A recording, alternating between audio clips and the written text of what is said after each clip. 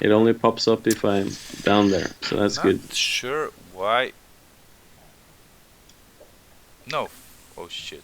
Oh, now I said the word which I shouldn't say, and looks like That's good. we are already live there. So I just have to Yeah, warn you that we are live. yeah, We don't have to do anything for the next 20 minutes regarding the stream, but we yeah. shouldn't swear or anything like that. Okay. We can say darn Definitely, and some soft swearing, right? yeah. Yeah. But this is a good opportunity to inform our viewers that we might have some technical issues. Yeah. And just a second, I have to turn down the. Just a second. It's like this every time, so I'm always fixing bug, and I think that we'll never be like fully prepared for the stream, Nah. which is also our signature. Exactly. I think it's more vivid this way, more organic. Okay. We are artists, so it's we should seem creative in all different aspects, I think. Yep. Okay. Okay. Let's see. Let's see. Are you still with me? Yes. Okay. Yes, sir. Not sure what happened. Okay. Now I'll do the test and ask them if they can hear us. Okay. Yeah. Okay. Is yeah, because I have no way of seeing if we are live or not. Yeah, I So can see it, and your desktop screen is like visible. yeah, Uh, cool. Just fiddling about with the brush here, just to yeah, uh, okay, like my colleague says, it works. Kalina from Japan yeah, also says she can hear us, which nice. is good. And she's in Japan right now. Yeah, she's in Japan. She's like really good concept artist, and she visited Cool. us this year in Zagreb, last year in Zagreb at the event, and then she even went to the our next location, Split, Yeah, but she went just for a holiday there. yeah, So she said she liked it. cool. Okay, yeah, Split is a bit different. You haven't been to Zagreb, but Split is a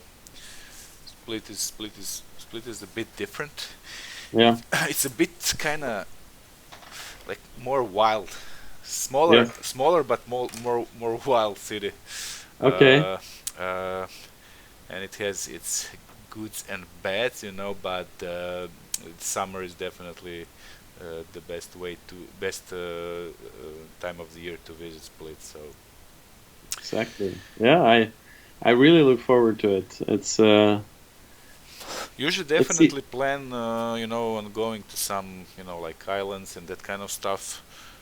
Because there are like tons around, and yeah. mountains and We're whatever. actually gonna live on one of the islands. Which We're one? gonna. Good question. I'm hopeless with names. My wife is the one in charge of this stuff. So Yeah, yeah, we have a house on one of the nearby islands there. yeah. Actually, my mother Oh yeah, is. I think she goes like for 6 months or something like that until it gets like too cold. yeah, So, so yes, it's really nice. I mean, the June is like really already a season, where you can like swim. It's really it's already like hot. nice. But it's not the peak of the season. And that is like first of August, I think. Then it's like really crowded with tourists. Yeah, yeah, So in June there will be like a lot of tourists. yeah, But the right amount, So Yeah. it will be great, I think. Yeah. So yeah. Coming from Norway, June is. I love June, but it's not. The summer hasn't really kicked in. If you're swimming in June in Norway, you're kind of a badass. That's pretty. Well, It's probably like maybe up to 15 degrees in the water. yeah, Around yeah. that time, and that's a bit too cold for me. I can't even imagine that. I even have during the summer on some days I have a problem. Uh, Jumping into the sea. I always do, but I'm like a big whale, like standing on the shore, like having second thoughts. Psyching up, trying Yeah, to get the yeah. I remember when I was much younger. Then I hooked up with some girls there, that I met, and then they invited me, to hang out with them and some other guys that I don't know, and Yeah, and the guys were locals, so and those guys, like since they were like 3 years old, they were, you know, jumping from cliffs into the sea, yeah, and yeah, I said, of course, no, let's go swimming, And then, we got to some place, through the woods, and came back to the shoreline, yeah. And they said like, okay, we'll be swimming. This is where we'll be swimming, And I was like, yeah, great, And so let's jump, And I was like, yeah, let's jump, And then they started climbing, And I was like, okay, like, okay, let's Wait jump, a second. and I was like, okay, let them jump, I will stay here with the girls, and then Yeah. and then the girls started like climbing, and I Oh was like, no. oh shit, man, I have to jump, and I had to jump it. I mean, it wasn't that high, It was maybe, I don't know, like 5 meters, But But uh, still, still, I don't jump from 5 meters ever, So, yeah, but I said like, oh, I have to, I'm too embarrassed to say like I can't, yeah. No, it's sometimes you're just cornered Yeah, into yeah, yeah. doing some stupid stuff, and A- it's and my Balkan me can't say, I can't do it, So yeah, yeah. exactly. Oh yeah. So Yeah, especially when there's women involved, you have yeah, to. then you always have to prove yourself. You like Yeah, be what you're not. yeah. That's how simple we are. Yeah, definitely, definitely. Yeah, So I wanted to ask you something before the stream starts. yeah, It did start. I even pressed recording. So uh, because I don't know what will happen with these technical problems that we probably have or will have. yeah. Uh, YouTube said that we will have. Agree. So I wanted to ask you something. Does Procreate have something like lasso fill tool? Like you do the Yeah. lasso and then it fills right away. You don't have to do anything else. You just like draw a shape and the color is filled. Well, you have Say no. you can make a selection like this. With the lasso or the freehand selection tool. Yeah. Um, you could either tap from point to point or draw. So you have Mm. both the polygon and the lasso tool in one. But And if I it doesn't like fill it right away, or there is a well, trick. I can drag, drop, and Oh then yeah, yeah, okay, boom, okay, okay. I can fill it. I mean, you did use Photoshop in the past, I guess, like prior to Yes. Yeah. iPads and this stuff. So yeah, Yeah, yeah. Now Photoshop was my way in to painting digitally. digital, yeah. Digitally. That's a hard word. I mean, Yeah, you so started like really long time ago. So back then, I know that the Corel Painter was pretty used software, for painting. I know some guys really even back then with the mouse they did paint, like in Corel Painter and yeah. maybe a few other apps. I don't know. Yeah, I started in 2005. I did my first digital stuff.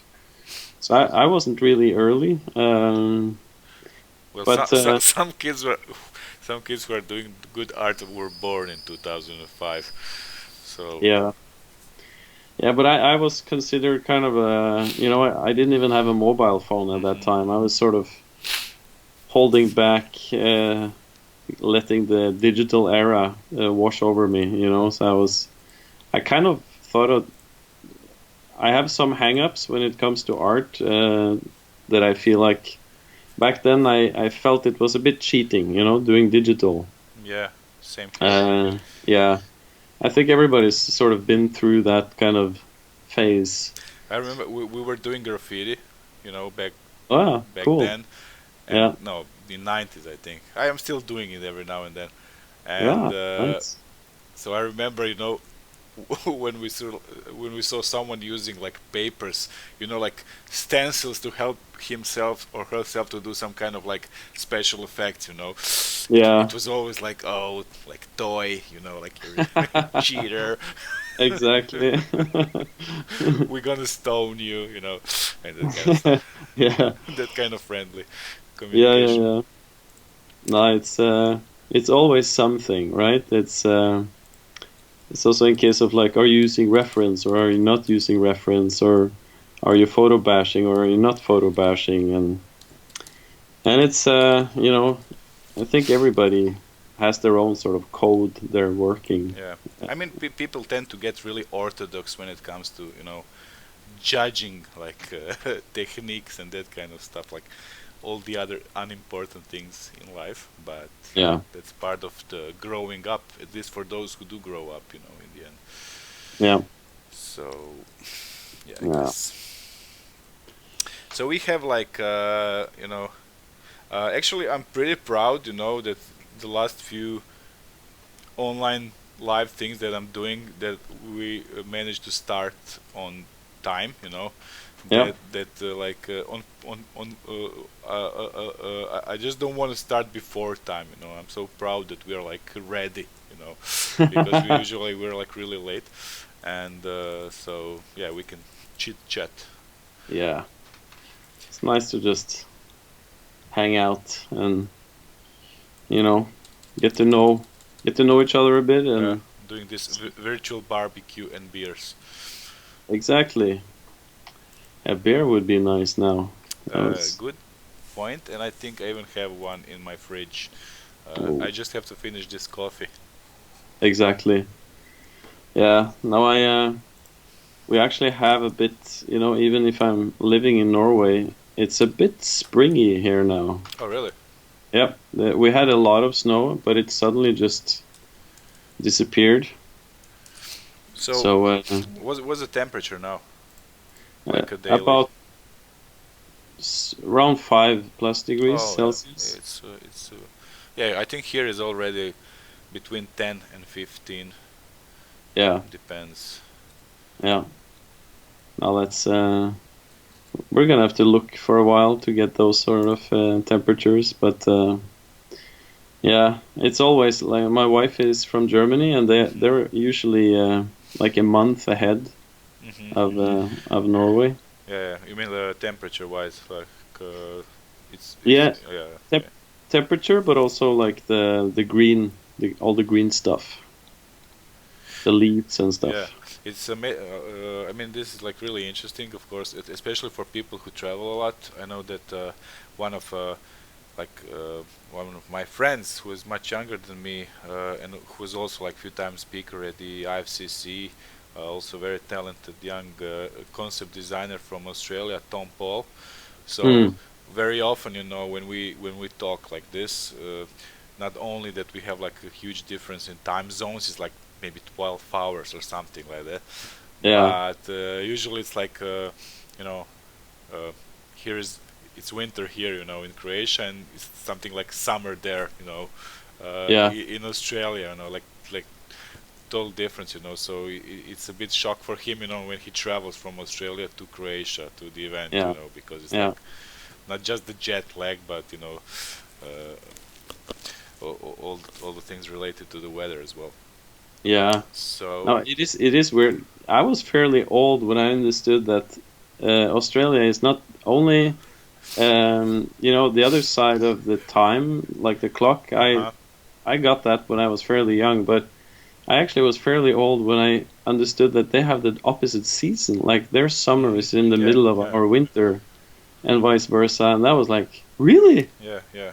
It's not Oh, something that I knew as a young kid as well. You know, it's also yeah, happened like later on because it was totally.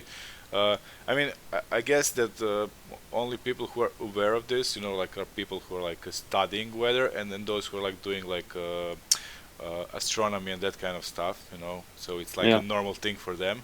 yeah, But yeah, I just never thought that far. You know, like that some. exactly. So Yeah, I was in Australia. I was visiting the fine Procreate folks in Hobart yeah, before yeah.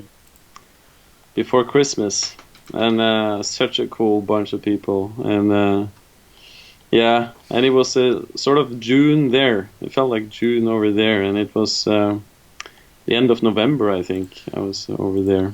Okay, since you mentioned Procreate, you know, just let me do some of this magic, and let's show their logo a bit.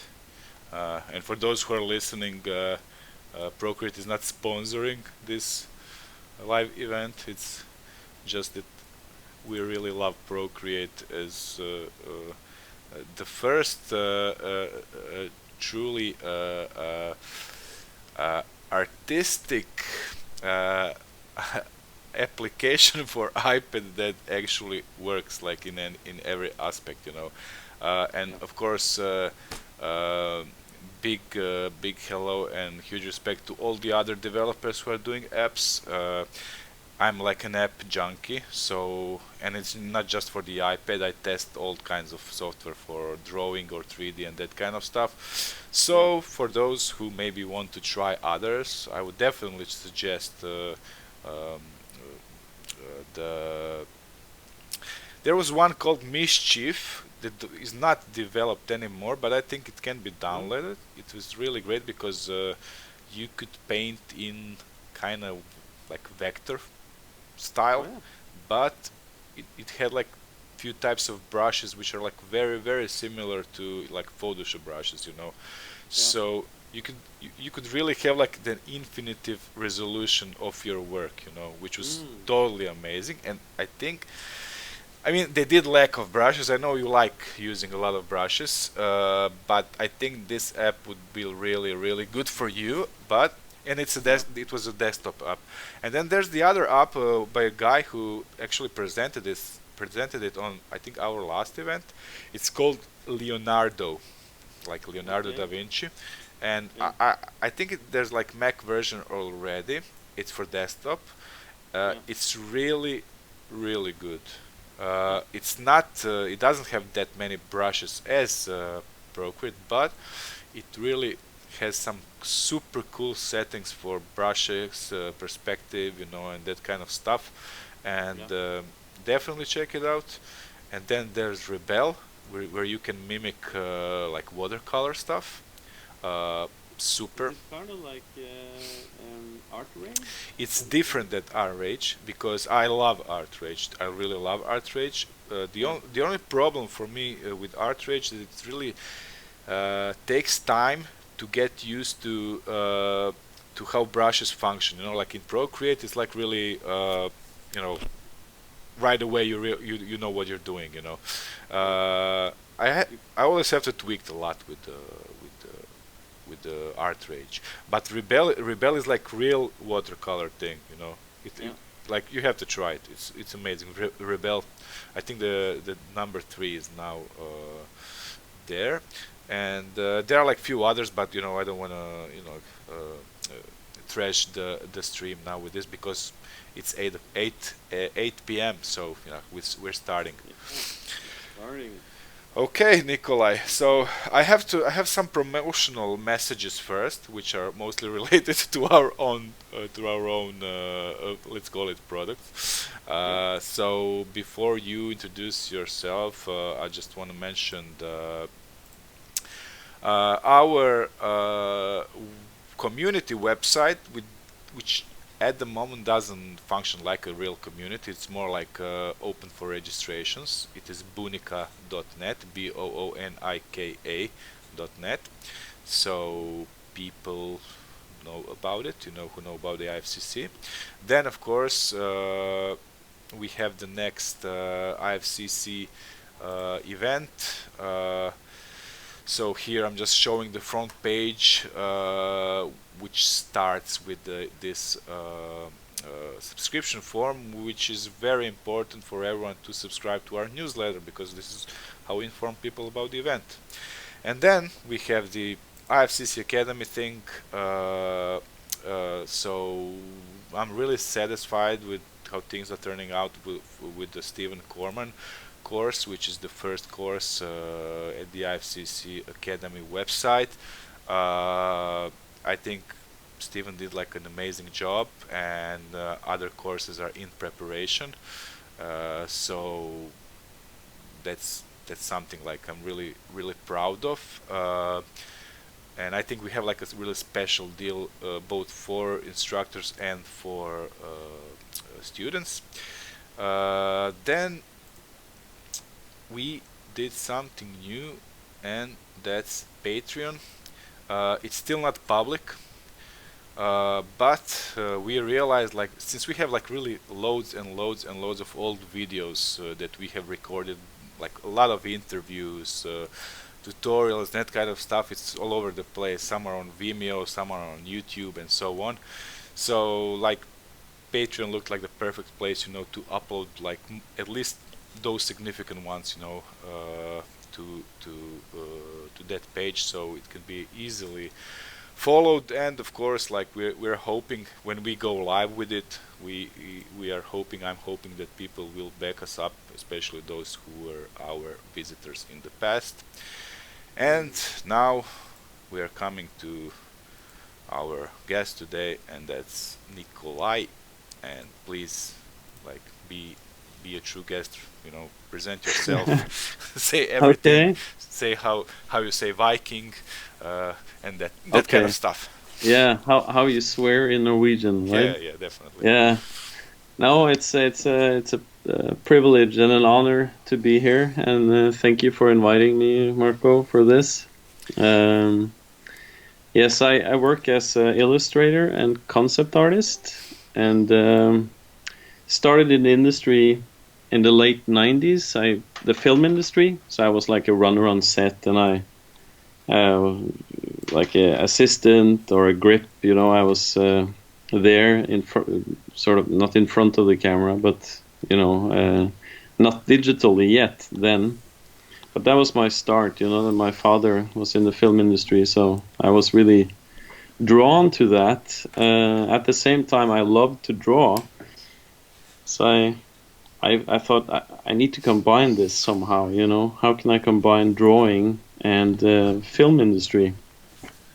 And so I tried different stuff out, and yeah, eventually snuck my way into an animation company that in 2001 I had a master class in Germany in 2000, where I also met my wife, which was called Computer Animation Masterclass, and it had really nothing to do with computer animation, except for it was about half a year, and the last 3 or 4 weeks we had some computer.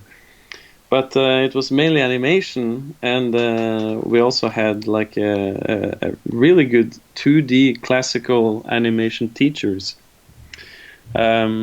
And one of them, Dan Boulos, he's from Hawaii. He also worked on like a bunch of Disney and Warner Brothers animated features back in the day. He was excellent. I learned so much from him. Nothing to do with computers or visual effects or digital, but any classical animation and drawing, basically, and design. And he was also the guy that first told me about the importance of thumbnails. So yeah, and thumbnails is something I'm going to doodle here while we have this nice little chat. Yes, we live we like your thumbnails, and we like thumbnails, of course. And I'll interrupt, of course. I have to. Yep. So what I've noticed, I was really like exploring your recent set of thumbnails that you uploaded this week, I think, or last Yeah. week, Yeah. and a few things that I've noticed, which I really wanna, kind of master, is the usage of various brushes for one simple task such as the thumbnail. And what I'm talking about is I've seen, I've noticed that you actually use at least like two or three brushes,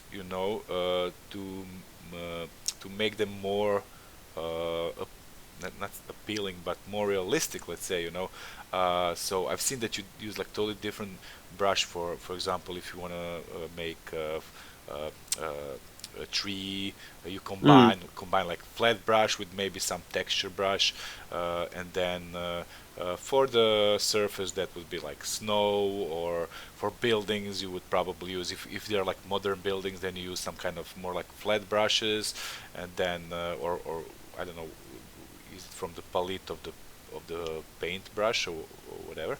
But Yeah. like you really do this well, and then with combination with distance fog, or something like that, it really comes to life. So all of the studies that you do in those thumbnails, like when watching like all them together, they really do look like beautiful small black and white photos. No. So Thank yeah, you. yeah. Please dive into it. So Yeah. Yeah. I just to show some of the work that I do. You have the thumbnails here, and I hope that you are seeing what I'm showing.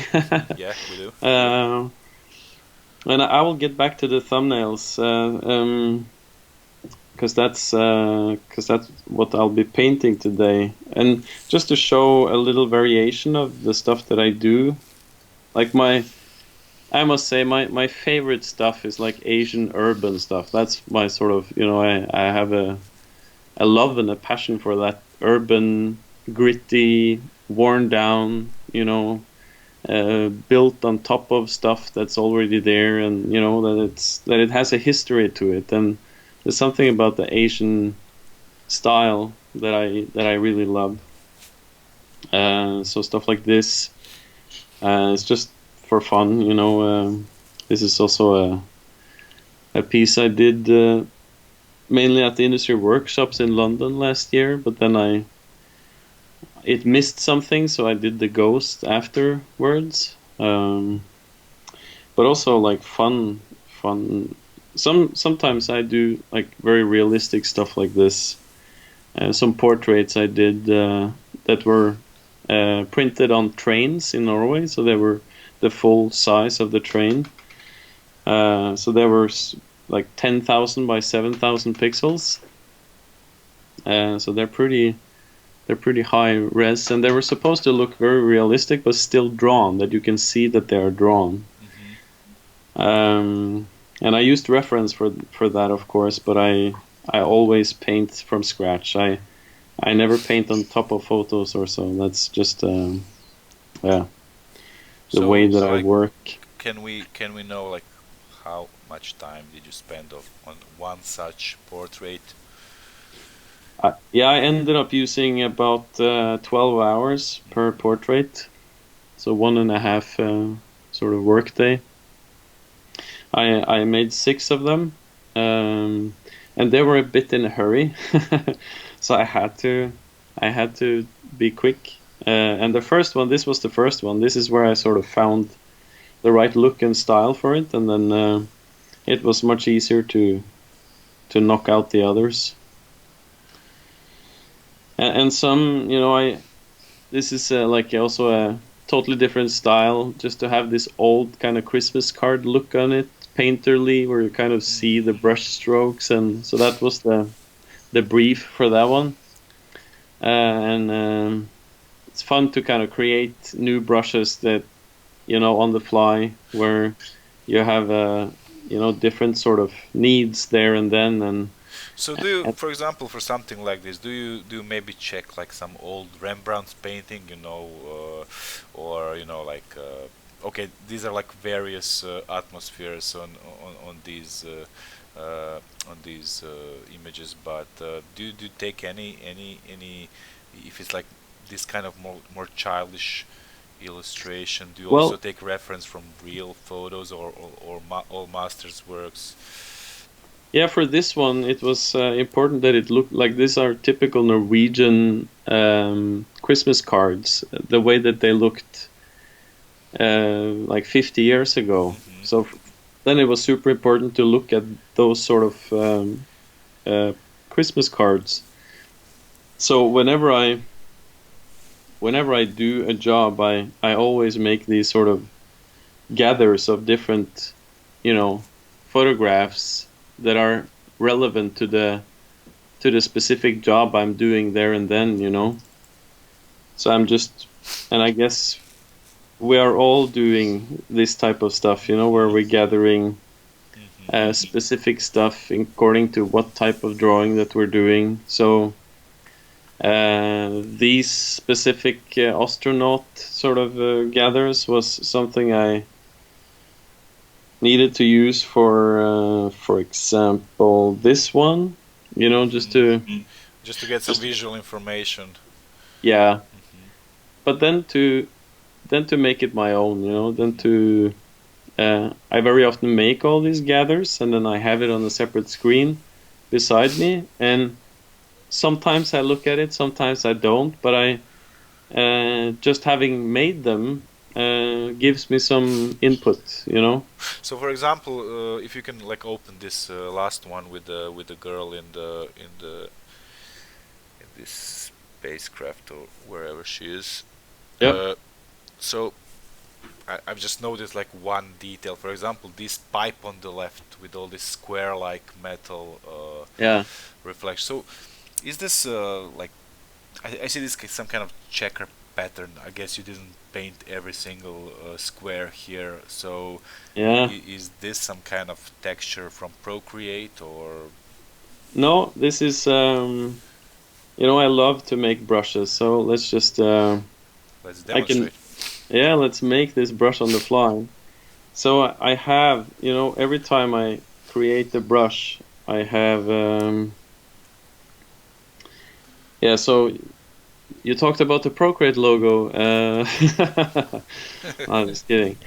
Now, so here is just a bunch of my brush brush shapes and brush grains.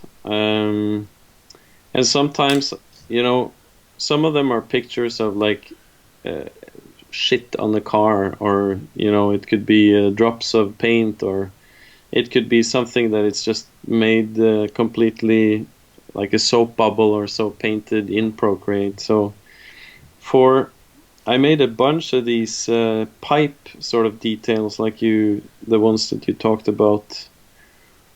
Let me just see if I have them here, or it's sort of stuff like this. It's sort of something that had. This was for a snake. Um, it doesn't look like I have. Yeah, here it is. So this is the shape Hmm. um, that I made that brush from. So this is going to repeat itself several times. So So you what I'm already set the like angle and everything, so it's not like a flat texture that you then bend. You already bend it right from the start, so because you know how you will apply it and Yeah, the only thing that I can't, you know, it has this curve, and that's sort of a preset. That's something I can't really. I could liquefy adjust it later on, but that's, you know, we're still working in 2D. So what I do then is, you know, let's say that we have um, just a new layer here, and we have some nice pipes uh, coming into our scene here, and we want that texture, type of texture on them. So let's just make this brush from scratch here. So you have to just insert a photo here as the brush shape. So every brush contains two images, a shape and a grain. And for this one, the shape is sort of the one piece that will multiply itself after each other, with a certain spacing. And the grain is sort of the texture you're drawing on, what will be tiled many times. So I'm going into the Procreate library to get a grain, and I just want a blank one because I don't want any grain. And you see now it works like an alpha channel, so it actually paints the white, not the black. So I need to invert the shape. And here you can also just rotate it with two fingers, so it's really easy to fiddle about with.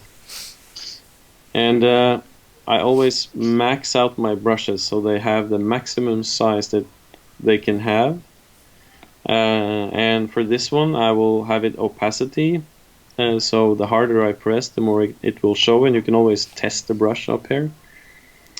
Dynamics, we glazed. Most of my brushes are unglazed, so you can paint over your own strokes without going more and more paint, Grain we can skip because it's just a blank one. Shape, this is important because we want it to follow stroke. We want it to follow the path. Okay. So now it's beginning to look like something. The only thing we need now is spacing to make it, exactly correct. And a streamline here will help you. It's gonna help you not if your hand is a bit shaky, it's gonna be difficult. But if with streamline, it straightens that stuff out. So you can have with or without streamline. Cool. So let's say I have these now on one layer, and then I will typically make a new layer over, which I set as a clipping mask. So this layer will be masked for this, kind of like a children layer you have the same stuff in Photoshop. So now you see it's the wrong way. I just have to turn off this one. But now I can so now I have to hit that, So it's a bit shaky. I will turn off on the streamline, I think. So it's kind of up to me now. I might use the the warp tool, for example, to maybe, push it exactly where I want it. So the limitation here is, but it gives a lot of nice detail, and then I can alpha lock that. And then do like some kind of highlights and that kind of stuff. Yeah, so I can use the airbrush, for example, and then I can go like very dark on one side, and then maybe so it has like one, something like that, for example. So it gives a nice detail, and once you made a brush like that, you can very easily just duplicate it and then input, for example, one of the other ones. Let me see. So what happens when you need to like update the software or the iOS or whatever it is that's updating on your device? Like, are there any brushes lost? Do you store them somewhere else, or how does it work? No, it's you get the automatic update on the iPad, which pretty much just works on its own. If you have automatic update, it will just do that and in the background. It's very good to back up your stuff to Dropbox, for example. I do that manually, and I also like airdrop my stuff to my Mac sometimes, just to be sure. I've worked with Procreate for 6-7 years now professionally, and only used that, and it's I never lost a thing. At, Okay, so at, there is like a folder with all the brushes accessible for you to back up like separately from the application itself. well, you can share Uh-huh, here, uh-huh. like a brush set, for example, Oh, great. or you can drag. Let's see here. You can drag your, for example, your Dropbox in here. So I have, for example, my brushes are in my Dropbox, and I can very easily just go in here, choose a few with one finger, keep adding, and then just pull that in here and let go, and it will automatically update to. So it's super easy, and it goes as easy both ways. So So I like one last question that is like related. Actually, that's comparing the software used with Photoshop. Like, uh, what is the main advantage that made you, because you're 100% doing your work in Procreate now, as I understood. So, yeah, uh, what was the number one advantage over Photoshop that you like? Is it the mobility or? it started out like that. I commuted every day uh, between Moss and Oslo, which everybody in the world knows where it is. No, they don't. It's about an hour commute each way, and I was spending this time. In the beginning, I was spending it sleeping, and then I was spending it reading. And eventually, I was like, I need to spend this time to get better, to evolve as an artist. And how can I do that? Sit on the bus or on the train to um, and paint at the same time. And there wasn't really any good solutions for Yeah, that. because So that's actually a lost time. You know, if you don't read book or something, it's a yeah, lost time. Yeah. yeah, it is. And so I was doing watercoloring on the bus, not on the bus itself, but while sitting on the bus. And uh, it's nice, it's okay. You can fiddle about, you can do your own stuff, but it's not really. It wasn't what I wanted. I had fallen in love with digital painting through Photoshop. So I just being able to do this, not have the white background, but to I want to have a gray background. And the big advantage with having something else than white is that you can actually put in something brighter, you know? So, For the old, let's say, pastel artists, this would be like a colored paper where you can like use white pastels and also dark ones and everything is nicely visible, you know. yeah, Because even in real life, like nothing is actually a white background, you know. So everything has some tone to it. So yeah. okay, I see you started doing something. Will we dive into a 15-minute thumbnail creation, or do We, you have to do now some we, additional preparations for it? no, we can do that. We can Okay. start time. And if it's possible, we'll give you 20 minutes. So in case you can also explain us like what you are doing and like what choices are you making along the way, especially related to brushes, you know, and also tone of details and that kind of stuff. So Yeah. Now, just to show you the setup first, I have a quick menu here, which is something in Procreate that that's the shortcuts in Procreate. Basically, you can tailor any of these ones to be all kinds of stuff, Um, and and you don't have to like tap and then click. You can just drag and let go. mhm. And when you're used to that, it's this quick, It doesn't even. I have to interrupt you because we don't see the full. We're probably looking at the iPad, and on the screen we also have the timer over the Procreate interface, if you can see that. Well, isn't the timer only a third of the Oh yeah, interface? yeah, yeah. I was thinking maybe if. Okay. Oh, sorry. My bad. Oh yeah. Now I No, see that no. it's actually docked one next to each other. I thought it was like overlapping and dropping the dark shadow. It's Oh okay. yeah. Sorry, my bad, people. Sorry. No, no, no, no. No, it's a split view, you know. Sorry, sorry. I'm a caveman. Sorry. No, no. It's the good thing about having the timer there is that not only is it very visible when I can start and stop it, but it also makes Procreate even smaller.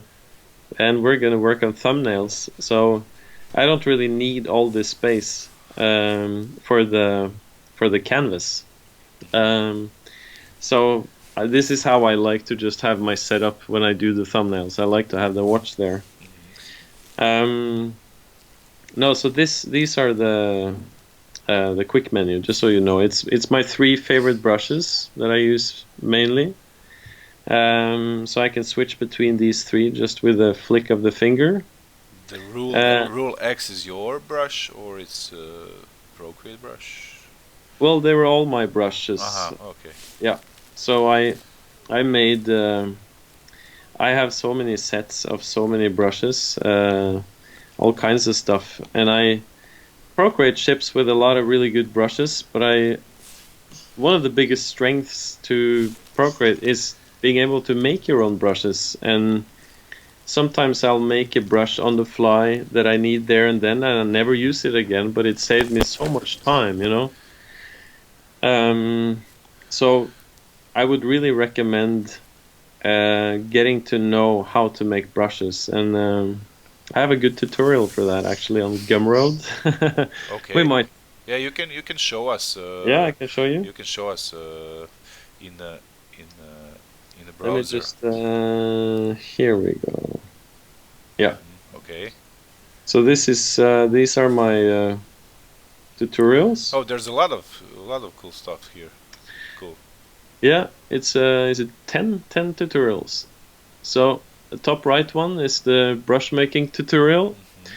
All my tutorial ship with the brushes that I used. So you get all the brushes that's in the tutorial.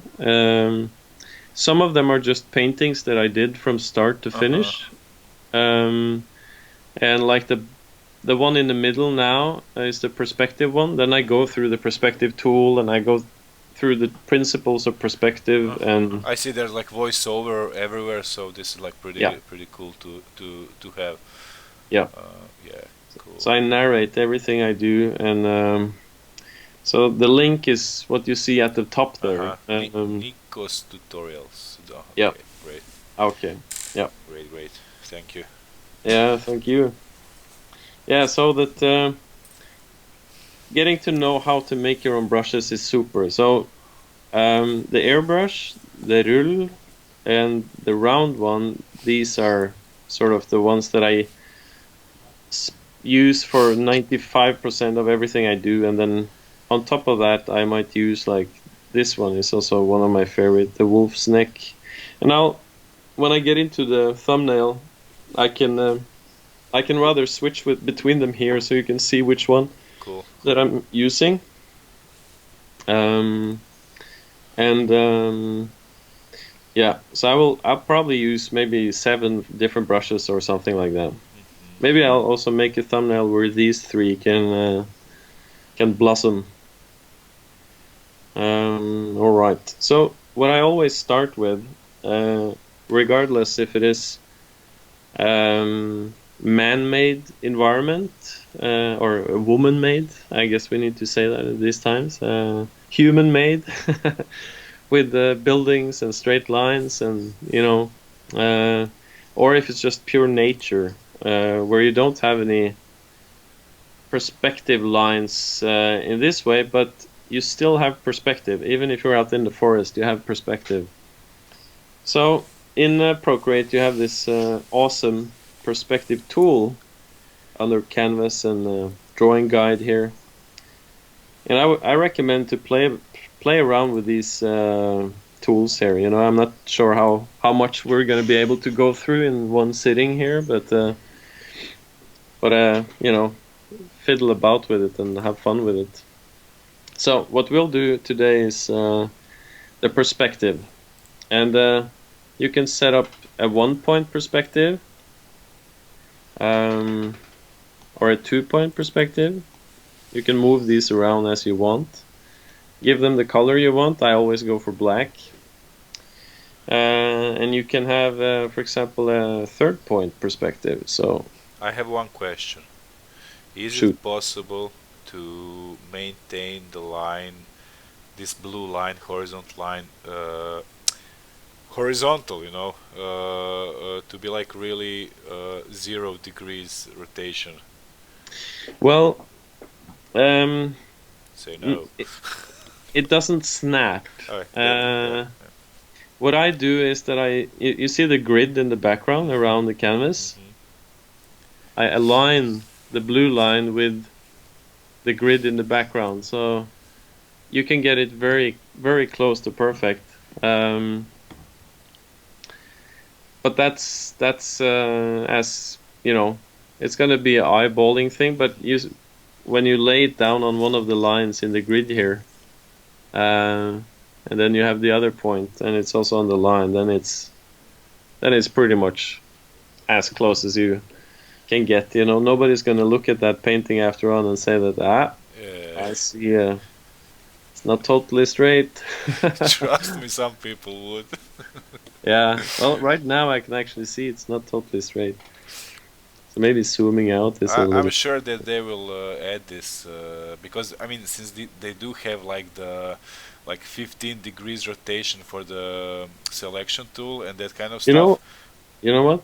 Let me just check. No, No, it doesn't. no, it doesn't. Because one of their tools, like Transform, you can Uh-huh. hold one finger down, and as you say, it will snap to Yeah, every 15. 10 or 15 degrees or so. Yeah, yeah. Okay, continue. I will talk to them about this. Yes. Okay, so a typical perspective I would set up is this. You know, one point on the canvas, 1 point outside the canvas, and if you're not, if just a couple of, uh, you know, in perspective, you would never have 2 points on the same side of the middle. That's Uh-huh. impossible. Because as soon as you sort of pass the middle here, this will sort of jump and come in from this side instead. So just for those of you who wonder about perspective, and the same with horizon line, if that one is in the middle, you don't need the 3rd point, then you can delete that. Uh-huh. Every vertical line will be perfectly parallel and vertical. And Uh, if you go down with your horizon line, then the 3rd point will come on top instead. So if I'm not mistaken, like the before you start deleting those points, Yeah. vanishing points, the set was like really similar. Maybe just a different side to the another spaceship scene which you did with some also kind of space guy, astronaut guy entering some kind of let's call it a space ship bridge or something like that. I remember you had like a time lapse video of it posted. Yeah. You know, this one has the same perspective. Haha, This one has the same perspective. Well, you don't have the vertical. It's not a 3-point, but it could be. pretty This one close, has the yeah. same perspective. Mhm. So much of what I do, this one also has the same perspective. This one has the same perspective. Mhm. So it doesn't need to look similar at all. This one sort of also has the same perspective. It's just the horizon line is really high up on this Uh-huh. one. But it's basically stuff like this doesn't have the perspective, but in very much of what I do with perspective, it's the same.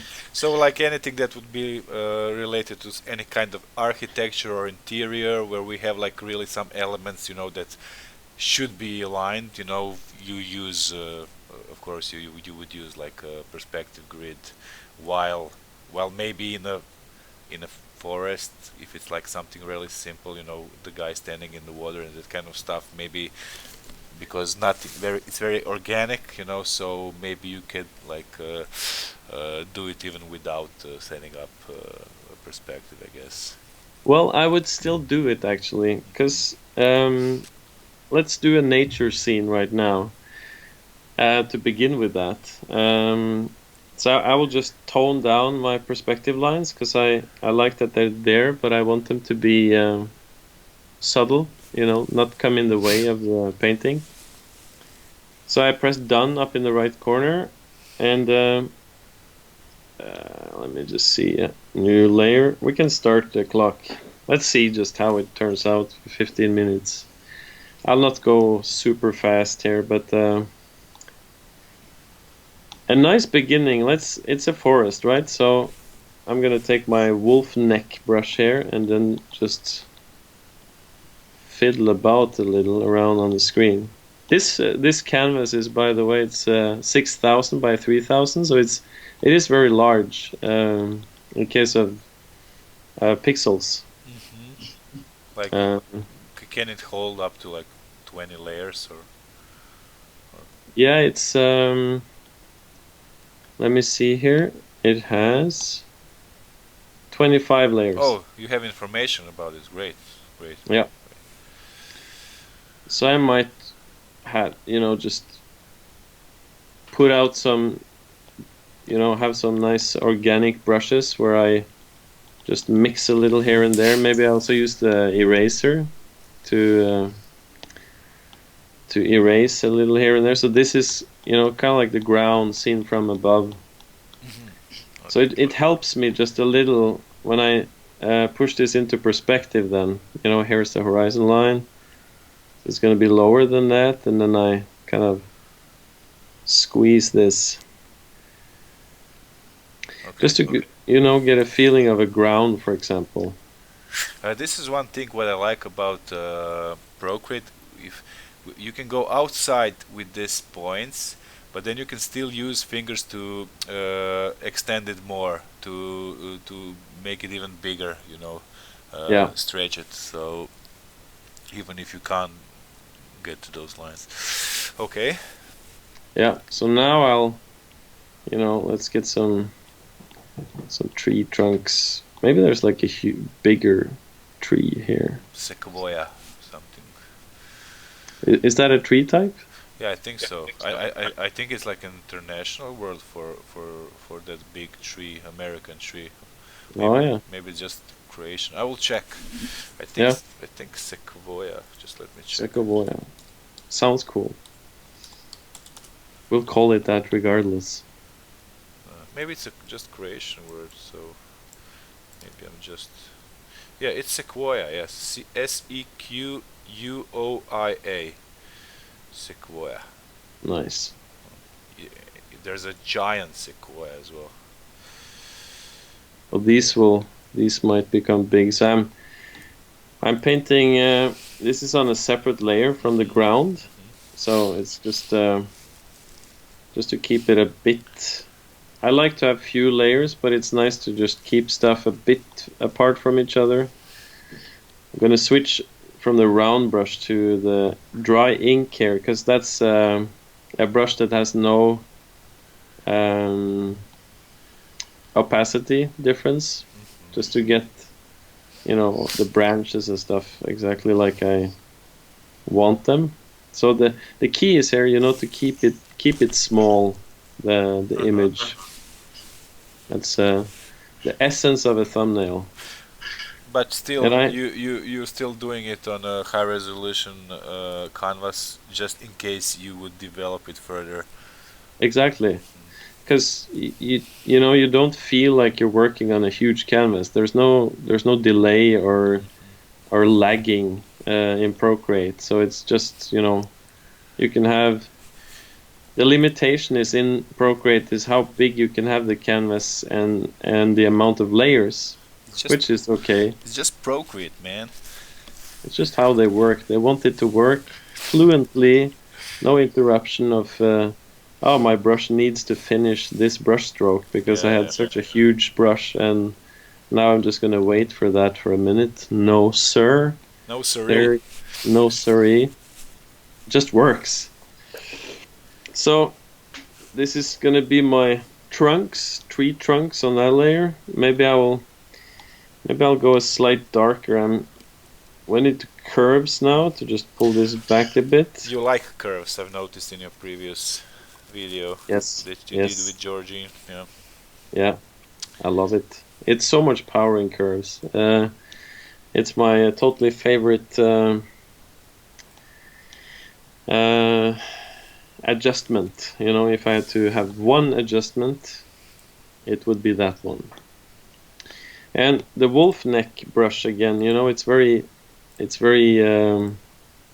almost like a paintbrush like this, but it's also very random for each time I use it. So you can use it for concrete, for forest ground, for anywhere you need some kind of a noise or something. Yeah, so now I just tap with it, which gives I can paint with it, and then I can tap with it to get this kind of foliage. You know what? I'm gonna do it again with the brush slightly smaller, just to so the leaves doesn't look too big on this huge massive tree. But it's really great for. I love brushes that, you know, it looks like this when I tap, but this when I paint, and it has different qualities according to how I use it. So what you're doing here, okay, you've been adding some, uh, let's say, leaves.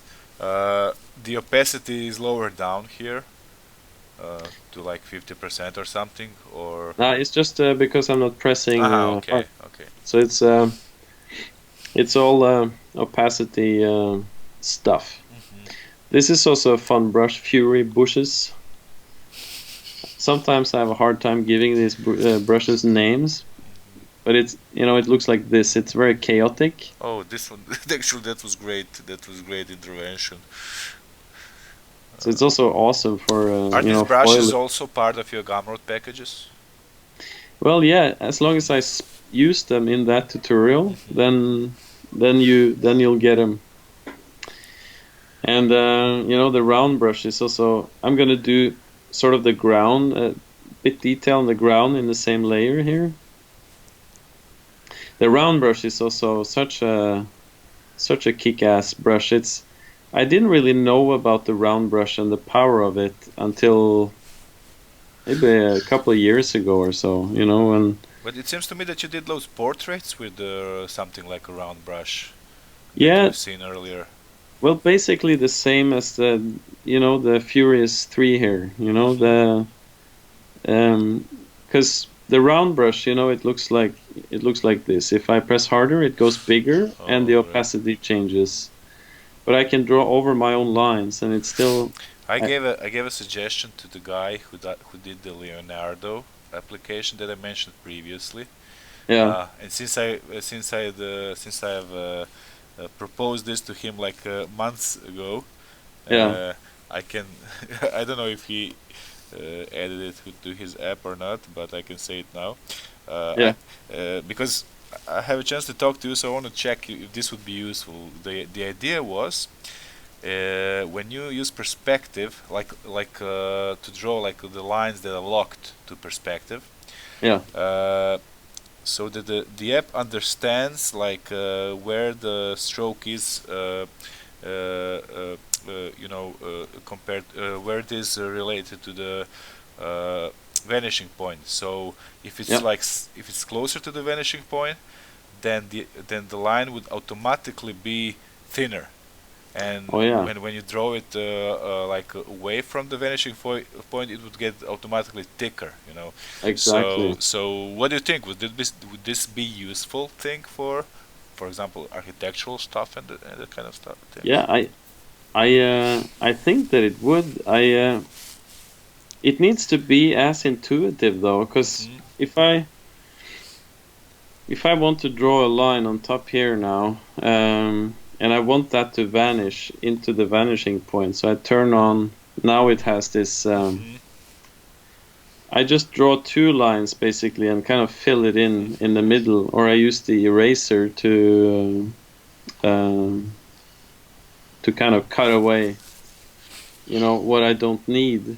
But yeah, Yeah, the only thing is that this would probably be more, let's say, accurate, because it, yeah, it could yeah, start from zero actually, and then of course it should have some adjustments to it.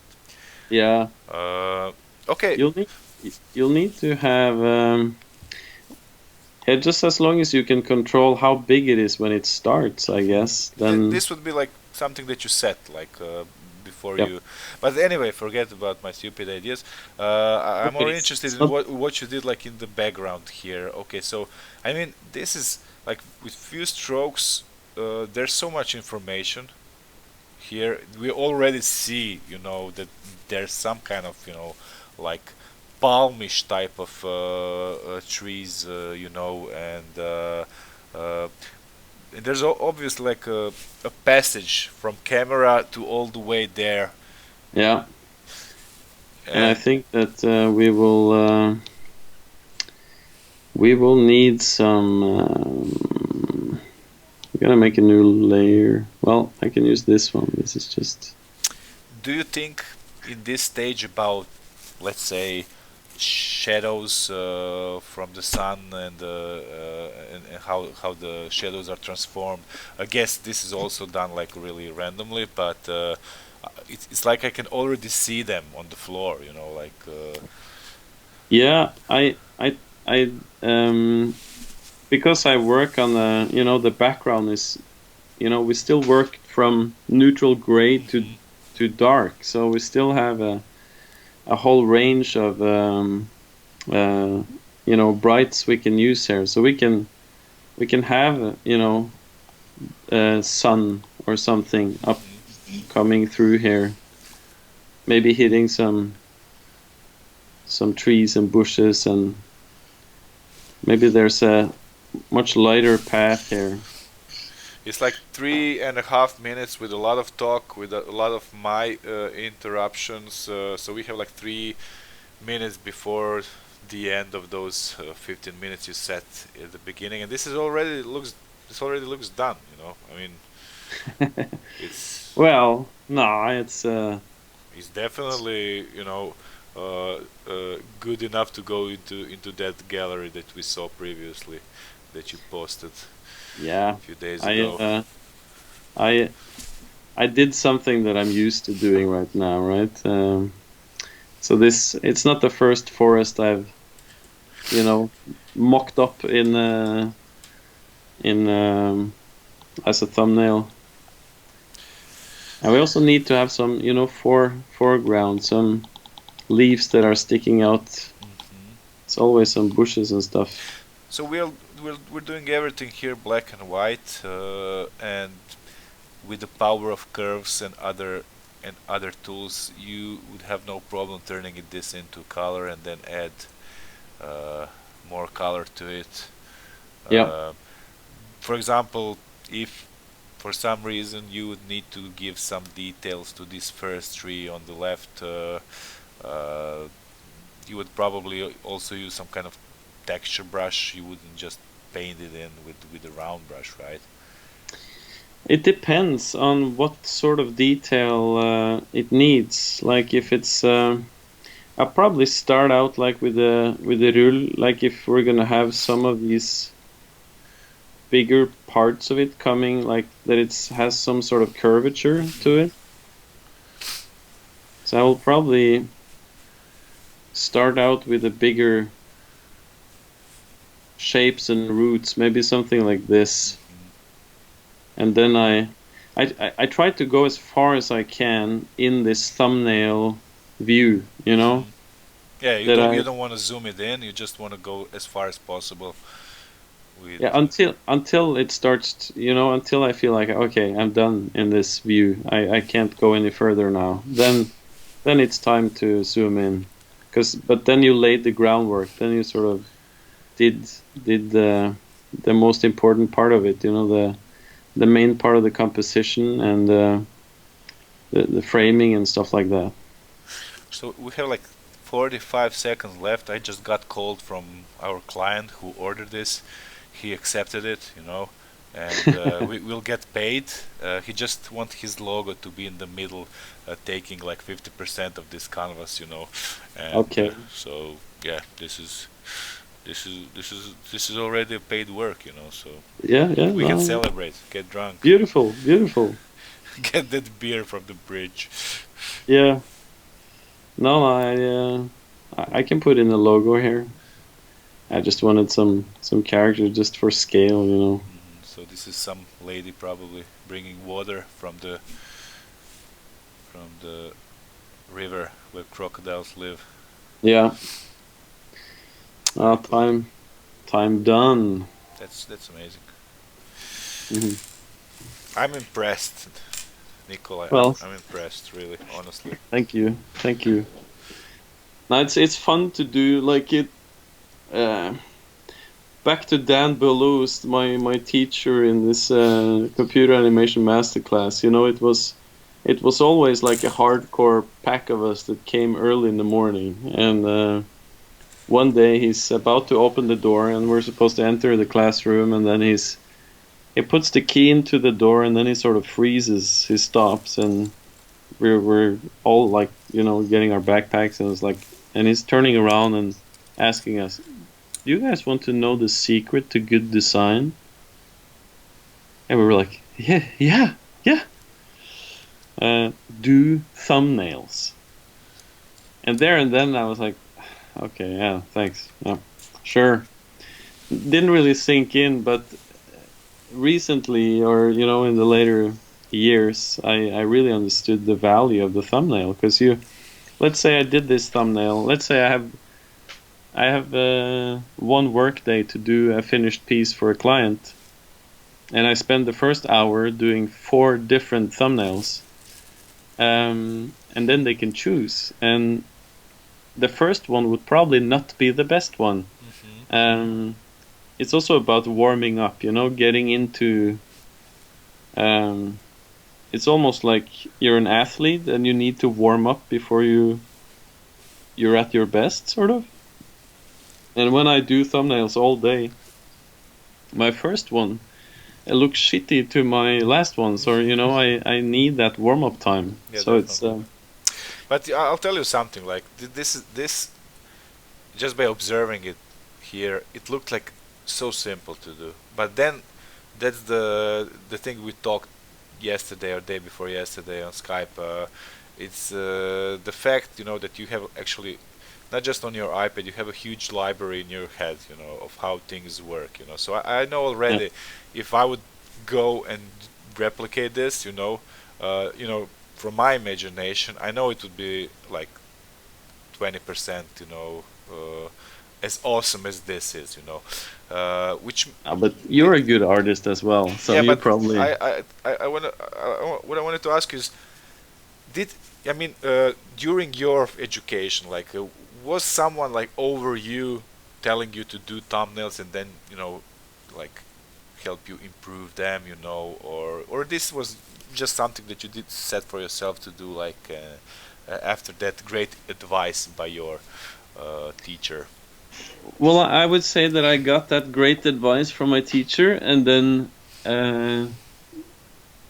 15 years later, I actually started Started to. listening to it. Okay, we'll Stuff start. takes time to sink into a Viking brain, It's like, Yeah. I I remember think that we guy have saying I something. think we have a question or two here. Just a second. Okay, Yeah. Nick is painting, and even his sketches are so unique to each other. What can I practice to improve my, I don't know what, blunt ideas or blank ideas, or anyway, Yeah. uh, what can I what can I practice to improve my ideas, paintings? Nico's blah blah. Also curious what Nico's schooling was and how he would approach learning if he had to start over today. Oh, this is an Mhm. interesting question actually. Yeah. Yeah. I will just paint some more while I chit chat. So it's some Yeah, things going on here as well. I'll just reuse the perspective. I'll just turn it upside down. I can do some other thing. Um, well, I because there was no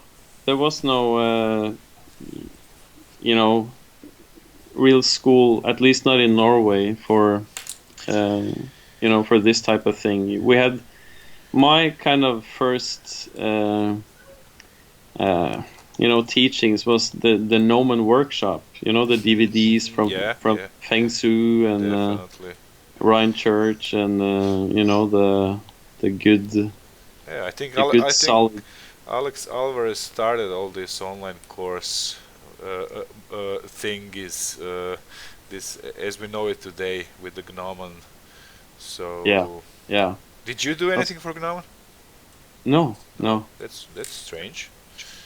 Well, I don't know. I don't know if it's strange, but I was in the beginning there. I was just in 2005. I did my first digital painting, but then I think the one of the most important things that I learned was from one of these Feng Shui, where he just does a lot of sketches. Oh yeah, He has basically does thumbnails. that guy's a machine.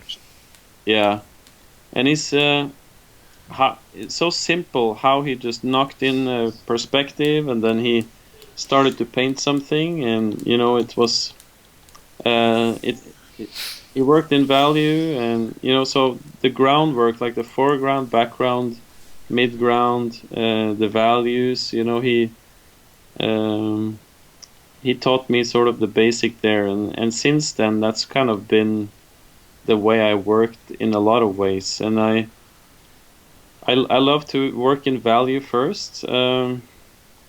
I don't think you always have to. I think it's also cool if you try to work in color and to get used to that as well. But it's easier to focus on one thing at a time. And if you can focus on the composition first, to figure out like what is this scene is going to be about, like what I'm fiddling about with now. It's some sort of environment. I'm not going to put that on. I wanted some pole here, but I think it's gonna be smart to do that in the foreground instead, a separate layer. No, so that was good teachings there, and then you also, you look at Craig Mullins's stuff on the, he was early with Yet, posting stuff. yet another art robot. Yeah, so. But so good. His playfulness, his sketches. The way he worked with the rough stuff, but also the super detailed stuff. He could, he had the whole range, and just how playful he is with different brushes, and the look of that. So that was a huge inspiration. And then, of course, there was a Swedish artist I used to work with. His name is Anders Finner, really nice guy, and he was the digital painter in our studio. So he was the one who showed me the Craig Mullins and also the Norman Workshop stuff, and I was like, oh, well, what's this? And so he gave me sort of the passage in there, and also his work was really good. So that was the inspiration. That was got me started, and then I started also to, as I got into Photoshop, I also started to teach. So I've been teaching at different schools and held workshops and stuff for over a decade. And when you teach something, you have to be really clear about your method of how you work, and how is sort of the best way to work, and to kind of break it down to like a bit more simple, uh, way, instead of adding like the main color, the main light, and stuff like that to begin with. That's just going to make it really complicated. So yeah, no. So that was my beginning. second part of the question was how would I do it differently if I could had the start over again. Hmm. I'm so self-taught, and I have sort of no schooling. I didn't even finish high school, so I kind of miss a good foundation in case of art. I just do it my way. I and if people tell me to, can you do this style windows? It's I'm a dare caught in the headlights. Like, what's that? Oh, you don't know the Jugend style? Yeah. Yeah, no, no. I'm such an idiot when it comes to this Yeah, sort of of course. stuff.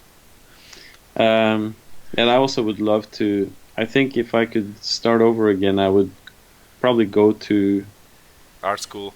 art school. A good art school with good teachers that knew about digital painting and that sort of stuff.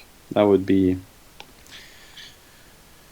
I'm gonna choose the light sources here. Hmm. Tell me, like, for this particular sketch you're doing, thumbnail, Yeah, yeah, uh, these lines look like really straight. So did you lock your brush to the perspective grid? yeah. It's Hmm. Hmm. I have it on the as drawing assist here, Cool. and it's a per layer thing. So you can also go in here and turn on drawing assist. So when I paint now, This um, scene is like really, really similar to that one that I mentioned, which we didn't see now. yeah, But that spaceship scene when where guy enters and there's a little bit of blue and orange, of course, uh, and the light from behind the door is orange, I think, and there's a lot of like metal plates with holes and that kind of stuff. Like really, really, I think I watched that video like 20 times, I think. oh yeah, Oh yeah, yeah. I like observing, and trying to. The thing is, like your final works, uh, they're like really they have signature. Right away, someone can tell like, okay, this is Nikolai's work. Because uh, mm, with those all those like layers of strokes that you add on top, yeah, it kind of becomes totally recognizable. But there's so much data because of all the textures, that appear and that you use, that it's really sometimes it's kind of really hard to do breakdown of it, in my head. It's like what did he use here, like what's yeah. happening. So yeah. No, it's funny with the style thing because for me it's hard to tell. It's nice to hear that I have a recognizable style, but for for me, I guess I'm the one that has the hardest time to see that the style. I'm sort of too close to it in a way. So I'm not sure what makes my art look like my art, but Hmm. I think everybody develops their own style. I Definitely. eventually, because I like my favorite artist is Sergei Kolsov. Oh, he's another machine. Oh, He his Okay, his works kind of really, squashed my brain more than once, like yeah he just pelling art. pelling art. You, Yeah. you you want to kiss him and punch him in the face at the same time. For a It's long time, I want to punch him in his face because he didn't respond to so many of my emails. oh yeah I really wanted to bring him to the event, really, really, really hard, but he yeah just ignored everything. But I must be honest. I did contact him like years and years back to ask him some advices about uh, the work he has done, and techniques, and he really was a helpful chap, yeah sent a lot of info about it and so on. But I guess I'm aware of, I know because there were so many people on the stage at the IFCC through the past, so I know that the guys, especially those who are kind of famous, their inbox is just like flooded with messages. So I understand that it's just not possible to work and Yeah. keep communicating with everyone who wants to get in touch. So uh, I was joking, of course I didn't want to punch him in the face. I was just sad that we didn't bring him to the event. Yeah. No, I also think I think he's a shy person Mm. um, that doesn't want to have that not I don't know him, but I think that not all artists, even regardless how good they are, they may not be comfortable Of on course, well, stage. You know. many artists aren't. I know some Yeah. amazing guys here in my hometown, like who are like super talents. But Yeah. they just want to have like free time with their family, and other than that, they want to work in a studio. They don't want to be bothered. They feel uncomfortable. It's too much pressure for them. So I Yeah. totally Yeah. respect that. So Yeah. Also, but it's a pity because I love that he posts some videos on YouTube. He also has a Patreon. hmm Um, and the stuff he did for this what's that game called again that he recently worked that for? was like last year or 2 years ago, Yeah, yeah, Uncharted or something like that. yeah. It wasn't Uncharted. It was I have the art of book. His work and also this Piotr. Yeah, yeah, the Polish guy or Yeah, chess guy. I don't know. Another crazy guy. Yeah, so many amazing artists that we mentioned yeah, today. Yeah, I know this guy. Another guy who I wanted to have at the event, but he always said like I'm not good enough. So I was like, okay, exactly. okay. That's So I'm going to jump out of the bridge into the river. If you're not good enough, then I can just quit doing anything. yeah. It's some like I also hear other artists they have this they hate their own work, and I think that's such a pity. Like I do not hate my own work. Uh, I don't think I could do it if I hated it. I need to. It's not that I like everything that I do, but some stuff I'm really proud of, and I think that's important. And some stuff I think stinks, but uh, that's how it is. Yeah, but I mean, if we talk about priorities in life, then art definitely shouldn't be a priority number one. And my personal opinion is that artists just shouldn't stress so much about their work, their own work, or even other people's work. It's just like you're blessed with talent or you're blessed with ideas you have. So use them, do something amazing, but really no need to be like too stressed about, too much concerned about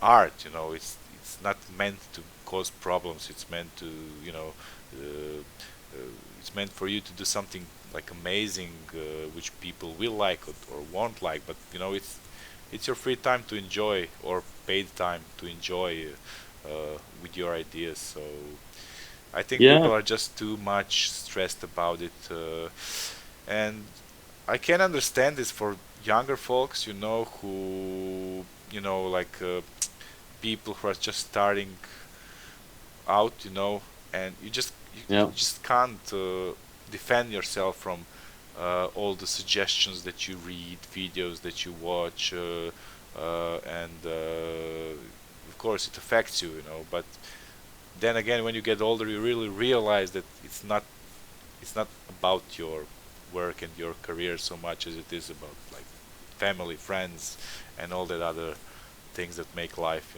So what are friends? I don't know. who? Yeah, well, maybe not No, in the most.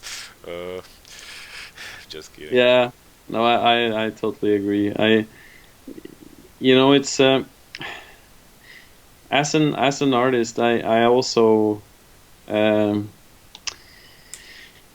my my own self-esteem hangs on the shoulders a bit on my last work I did. It's a bit, which is a pity. Because if I do a shitty drawing, it gets to me in a way, and sometimes I might think that, oh, did I lose it? Did I lose the ability to do a good drawing? So sometimes I don't want to be like that, but it's this, this evil character on one shoulder Yeah, that yeah, I it's understand. I mean, so we all have this thing with. I mean, I can. I think it's okay for me to call it ego. You know, yeah, ego yeah, problem, yeah, uh, which is normal because it's kind of human characteristic. yeah. Uh, but it's just. I mean, people should the same way they practice to develop their technique. They should also practice not to be too much affected with uh, inner that inner artist who wants to be better and better and better, because like where's the end, like you'll never be good enough for yourself, so Yeah. uh, I think that's level when you reach that you reach when you're just doing like you're doing these thumbnails here and not Mm. don't think too much about it, that's already really like you've gone high enough, you're already like in control of things, so Yeah, it's also the other good thing about the thumbnail is that you only sort of wasted 15 minutes if it turns out to be a shitty thumbnail and you don't want to go further on with it. You haven't lost too much time, you know?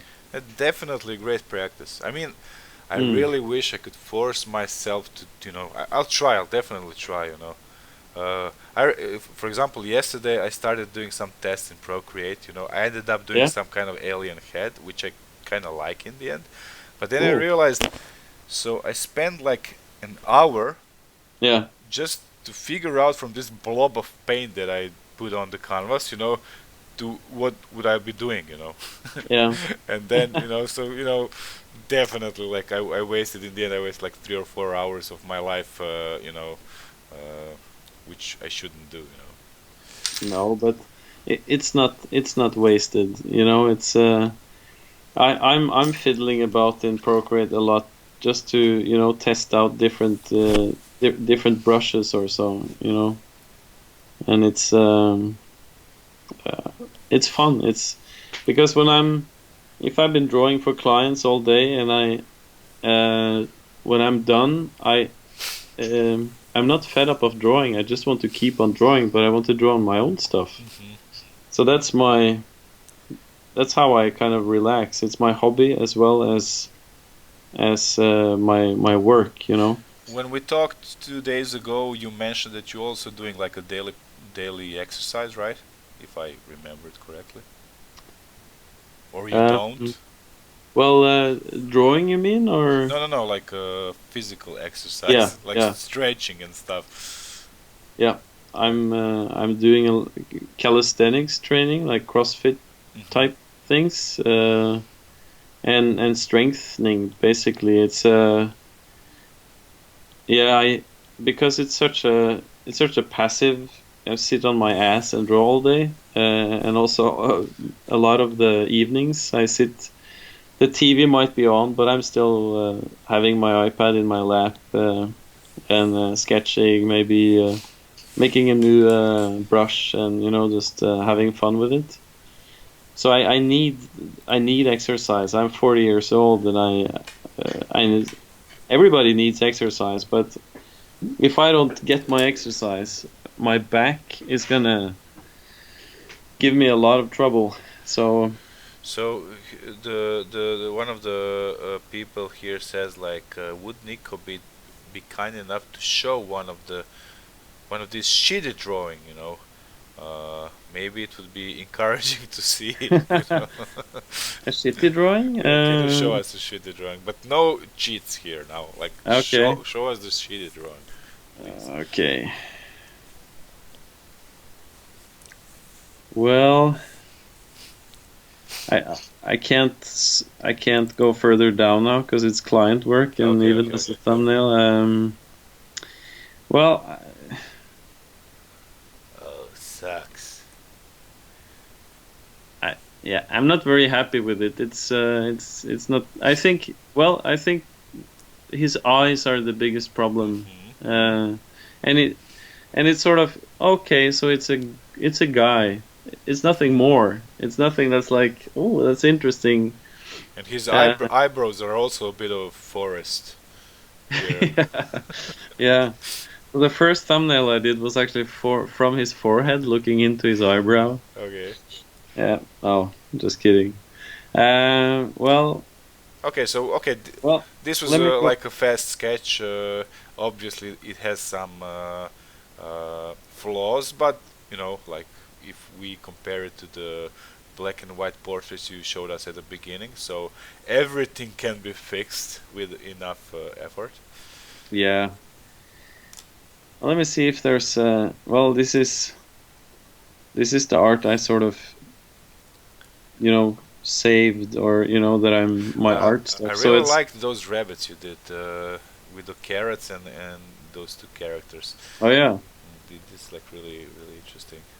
Yeah, it's I love to do cartoony stuff as well. So this was oh, I like this one sort of. Uh, the background was actually painted on the phone, Procreate Pocket, which is the best software for drawing on the phone. Procreate Pocket.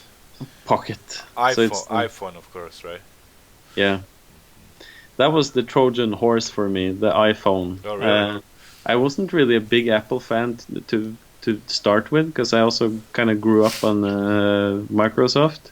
Hmm. But with the iPhone and the ability to paint, to sketch on it, because there was this app called Brushes on the phone before Procreate existed, and I could paint with my finger on the phone, and I was like, this is a small digital painting screen. This is great.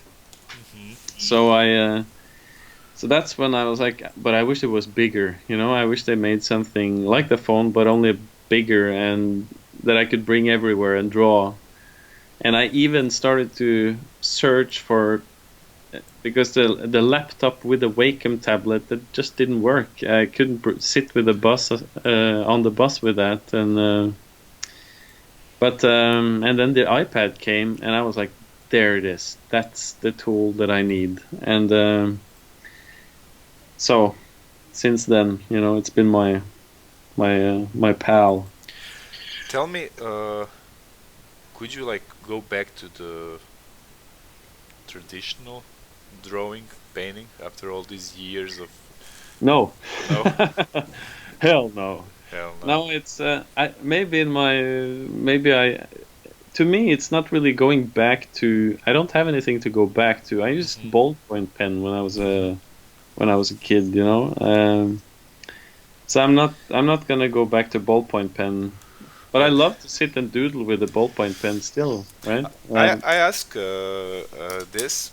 I often ask the digital artist this. It has to do with with the money, and the thing is that two of my friends, Yeah. one here from Zagreb and the other from another town called Rijeka, both in Croatia. Uh, they both work. Actually, I have three.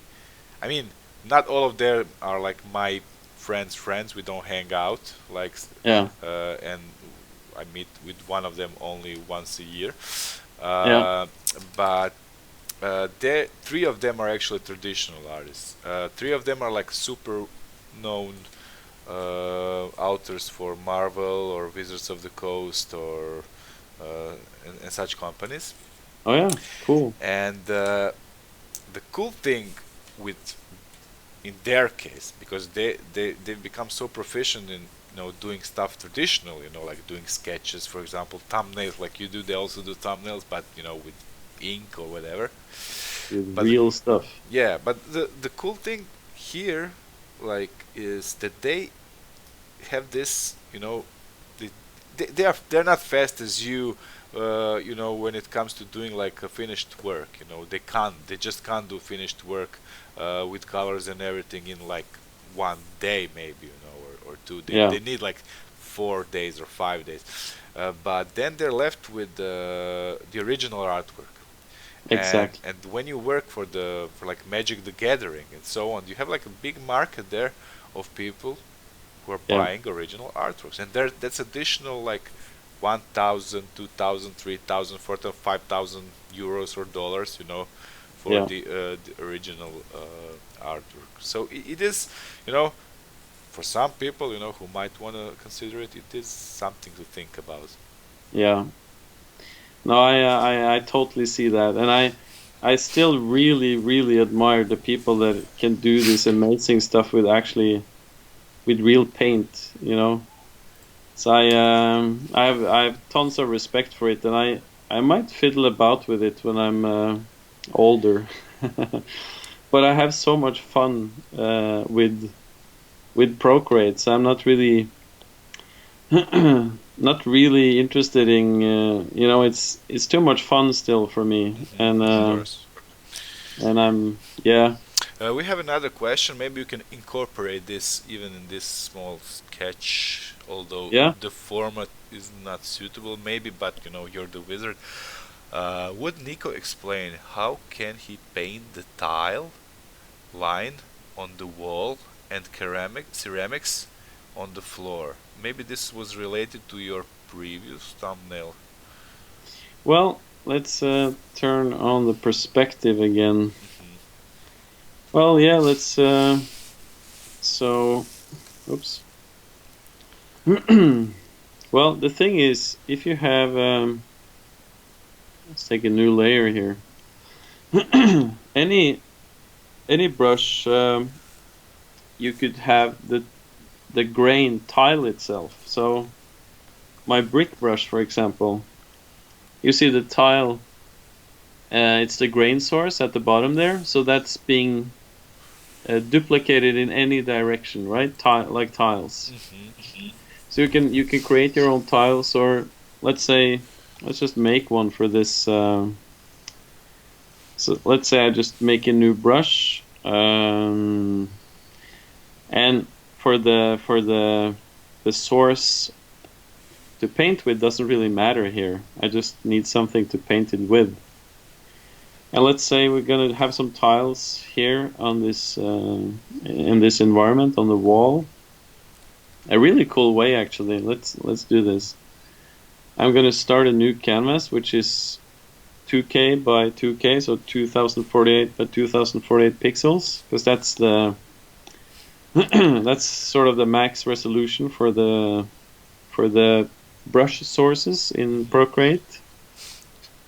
And if we turn on not perspective but the symmetry, I'm gonna make it like a quadrant. So the cool thing now, I'm gonna paint with white and maybe well, actually, let's do the dry ink brush. So now everything gets tiled, or not tiled, sorry, mirrored. And you can have also this, in Procreate you can draw a line and stop, and it straightens out. Hmm. And then you can choose where the beginning and the end is. So So this was introduced before those smart shapes, or how do they call them? quick shapes, Quick shapes. yeah. Yeah. So the first thing they had was quick line, which is this. Hmm. So let's just yeah. So let's say that this is going to be some sort of tileable thing on the wall. Okay. So I share this as a PNG example. I Hmm. usually go for PNG when I do these very black and white things. We can actually also let me just, I think I can copy all here, and even let's go back to this one, and then to our new brush I need to just, oops, sorry, paste. So there it is. I can paste it into, I don't even have to go through the library there. So just gonna make it as big as possible, and then the grain should follow in size. And then it's nice to have opacity on it and to put it on the glazed. So let's make that smaller so I can, yeah, that's gonna work. So what I usually do is that let's just make that black for now. I'm painting that in a full layer, so on the whole layer like this. So you can easily then put it into perspective Exactly, with distort or exactly. something. Yeah. Okay. So I might just boost my perspective a bit here, just so I see it more clear. It's a bit too much lines here now, but as soon as I'm gonna squeeze this a bit, we're gonna see what we're doing.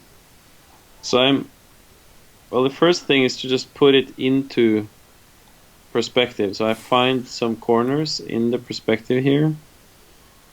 So I can actually so it's going to be correct perspective wise, because now I can grab the middle handles and it's going to fairly well stay within perspective. So maybe on this part we're going to have this texture. And then I can give it a mask. And I'm going to turn off the perspective now just to make it a bit more easy to see. So in the mask now, it's always the lighter blue that's the active part. So here I can get the eraser and start to remove where I don't want that texture to be. Okay, so you can actually combine this. You can combine like mask and the clipping mask together. Is that possible? Yep. I just need to put that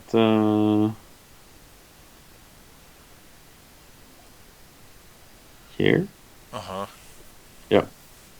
Just so it's behind. Maybe I would darken the foreground a bit. Just so it feels a bit more foreground. And now you can also, here's the wallpaper. You can also alpha lock that. And then, for example, paint, let's say reflection from the window is going to hit that, partly like that.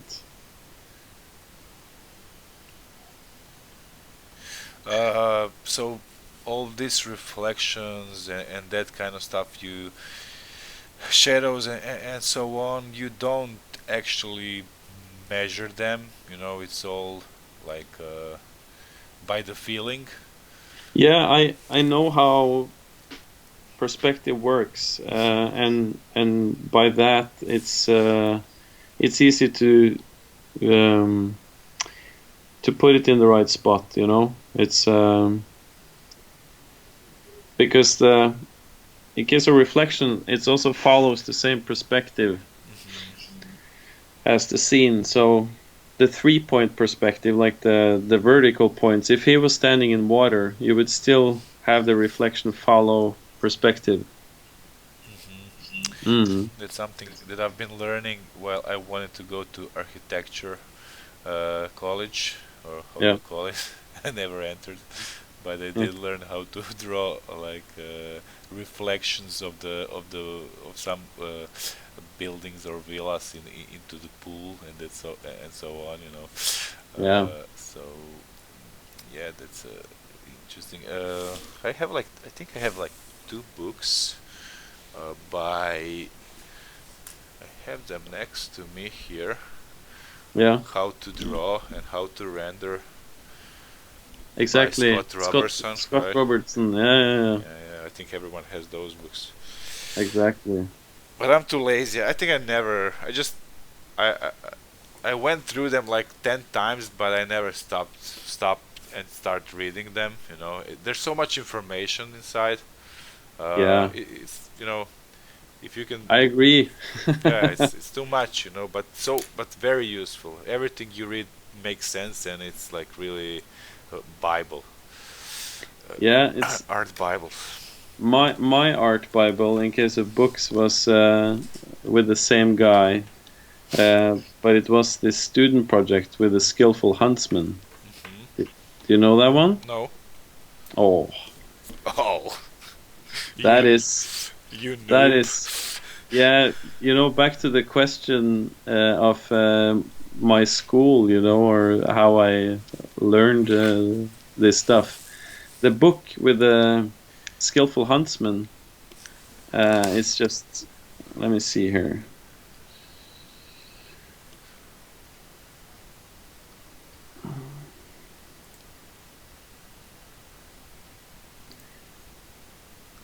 The visual development of yeah. So this here, this is the cover. Okay. That's the only book you ever need in case of if you want to be a concept artist, if you want to be a character designer. Uh, that's the only book you're ever gonna need. It has everything. It has a whole project from start to finish, visual development, Hmm. and with the three super talented guys, of course, and then Scott Robertson, that's supervising the whole thing and putting So this in. so these guys are actually his students, right?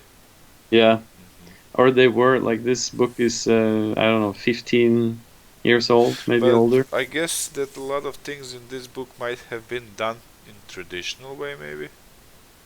Yeah, Because some I of the know sketch. he still uses like a lot of pencil and paper.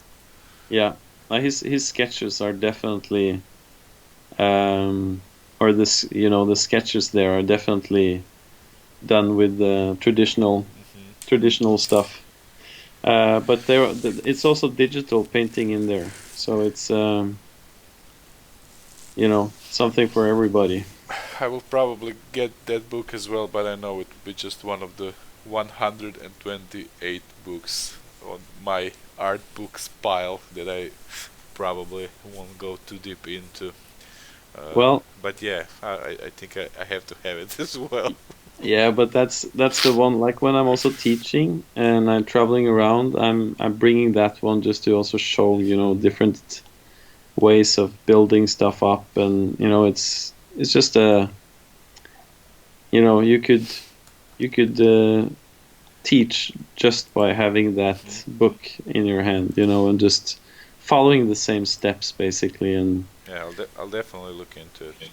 yeah, I mean, this books that we previously mentioned. I mean, if you for I think like for 1 week, I would go to bed, like half an hour earlier, and yeah, then I would just like I never got into like practicing with those books, but I did like to read them, yeah, and but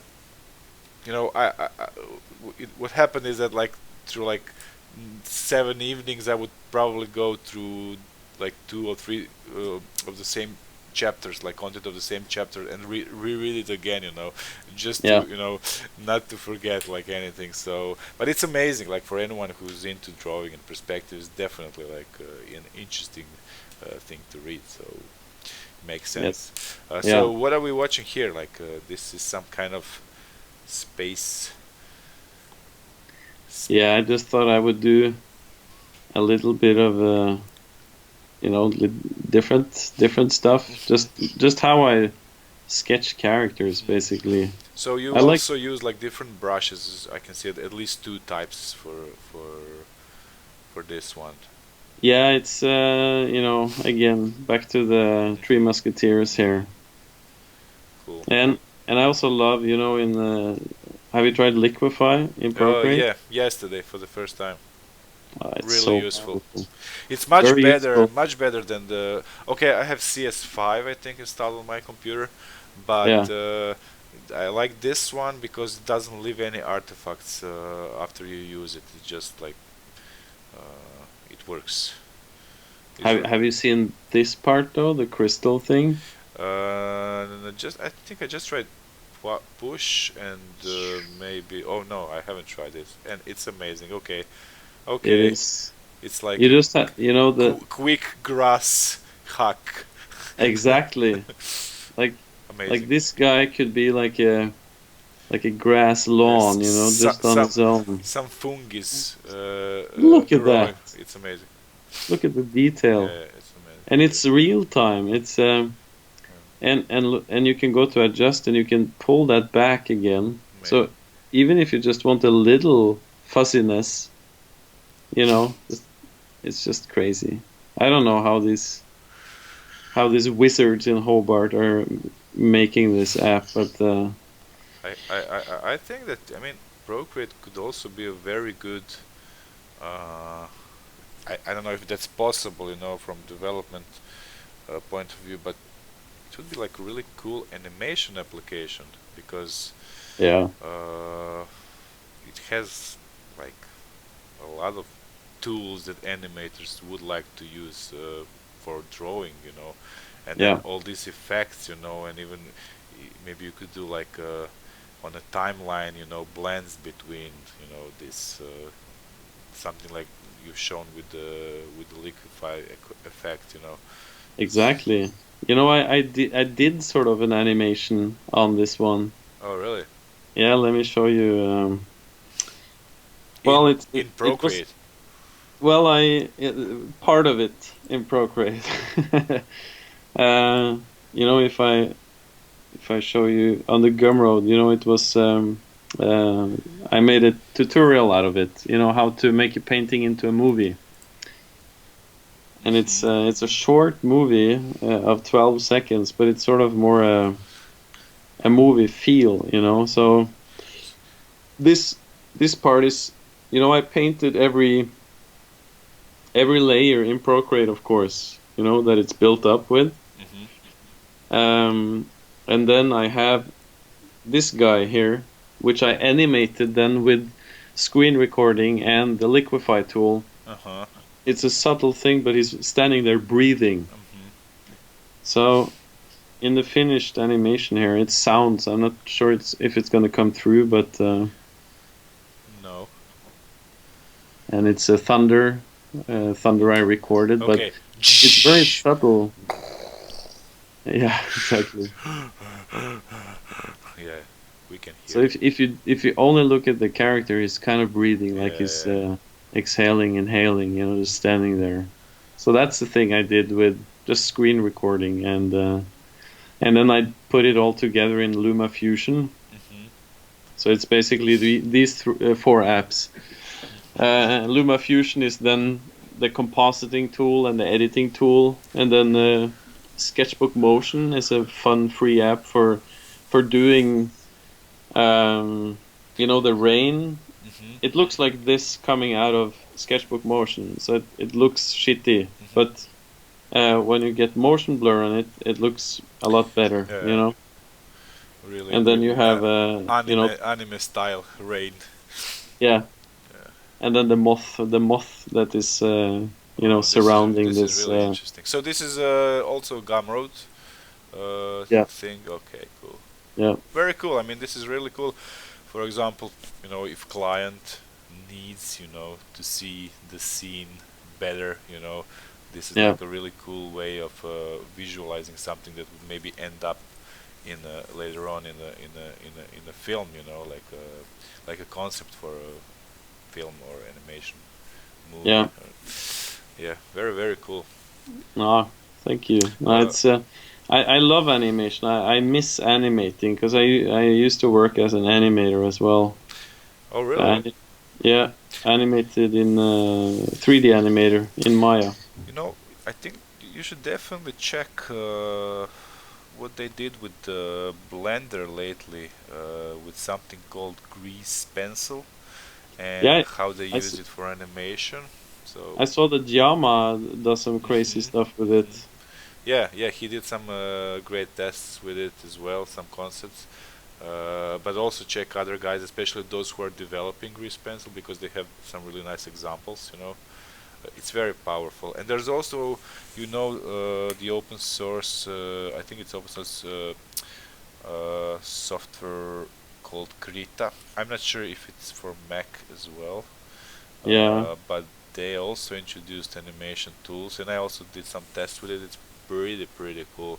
yeah, yeah. I've heard about it, but my workflow is so iPad. Yeah, yeah, of course. It's so it's if it isn't. if it isn't on the iPad, Yeah, I it's understand. a bit silly, but iPad has one very good uh, tool for traditional animation, although brushes are really limited. yeah. Uh, I'll send you the link later because I can't remember the name exactly. Is Uh, it rough animator? yeah, I think it is. I think Yeah. it is. I really I like it. I mean, although I can't, the lines are too jaggy for me. I can't do like really smooth lines inside. yeah. But it's cool for maybe very simple concepts. Yeah. Rough I animator, yes. yeah, you have some of these apps that are, they're fine for doing traditional classical animation. Um, but I would love to also have an app where you got some help with the in-betweens, Hmm. Hmm. But yeah, Well, rough animator is. I mean, you have the onion skins and all this. yeah, So, and I've seen like few tutorials where this guy really explains well how to use it, in the most optimized way, to get a good result. So, uh, just by like just by installing it and using it, you probably won't see all these features right away. So yeah, it's good to watch, like spend like half an hour to watch what others experienced users are doing. So, well, yeah, definitely. Yeah, no, I'm just Okay, I think it will almost like 2 hours online. So yeah, I guess that like your wife and kids are waiting because I know that mine are, and yeah. I think that I was hiding them in the closet, and they're probably gonna run out of air at some point. So better in the closet than in the fridge. Uh, but yeah, I don't think that to be honest, like we started talking about all kinds of stuff, and I think the guys here are maybe bored with it, especially me always talking, and I can't help myself. Sorry. no, Okay, so few more questions maybe. yeah. Can I get Rule X in Gumroad? Is it part of the Gumroad? Rule X brush. No, the Rolex is so new that it hasn't reached any tutorial yet. But it will in the future. It will, but it's very like in. I have another rule which is very similar, which comes with all the tutorials. Then, okay, this is question for me, I think. Maybe Bunar, you could list somewhere your favorite books. You know what? I might, but I'm really bad with names of people and books. So I remember the Scott Robertson book because it's lying next to me. You know, Yeah, on another table. But if whispering. if you join our you can join our Discord channel, the IFCC Discord channel. I will paste the link here. Just a second. I will make an invitation link. Okay, just a second. So, and you can join, so we can tomorrow we can like exchange a few names of the books. Just a second. How could we do this?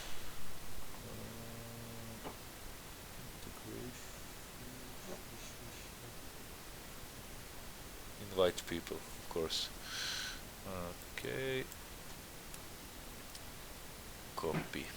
Okay, I will paste an invitation link to our Discord, which is not so active, but since we started with the Stephen Corman's course and some other things, we also started posting new stuff again. So here it is. Here's the link. Whoever wants to join. Uh, Cool. okay, that's it. And I'll try to write down some names of the book. I have a lot of books actually on anatomy, also various books on drawing and painting. So yeah, I'll try to write down at least 5, 10 of them. Yeah, Okay, so sounds good. this is the space desert kind of guy from maybe Dune. Maybe Dune. Yeah, we've heard that they're working on a new Dune movie. Yeah, I heard so. Yeah, and it should be pretty amazing. Yeah, I love. it's I even loved the old one, the last movie. Uh, yeah. I was a big fan.